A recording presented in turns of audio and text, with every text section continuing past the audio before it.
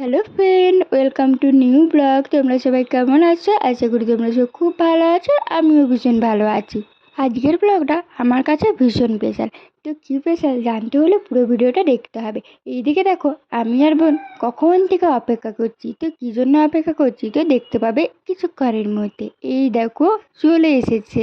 কে এসেছিল? এসেছিল এই দেখো আমাদের চেরি সোনা। জামা ষষ্ঠী উপলক্ষে চলে এসেছে চেরি একদিন আগে থেকে।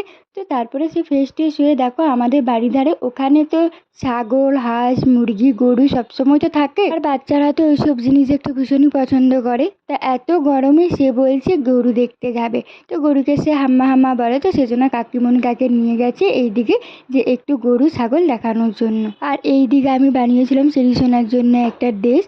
তো মোটামুটি বানিয়েছি, খুব একটা ভালো বানাতে পারিনি, কিন্তু সে পরে এটা বিরক্ত ভাব হচ্ছিলো। তো তারপরে সে একটু ঘুমিয়ে গেছিলো। আর আমরা দেখো রেডি হয়ে গেছি আমাদের বাড়ির পিছনে হরিনাম হচ্ছিলো, ওখানে খাওয়া দাওয়া করতে। ভীষণ গরম ছিল তো চেরিকে সেজন্য নিয়ে যাইনি। তো যাই হোক আমরা খাওয়া দাওয়া করে চলে এসেছিলাম। তো বিকেলে হচ্ছে এই দেখো চেরি সোনা একটু খেলা করছিল।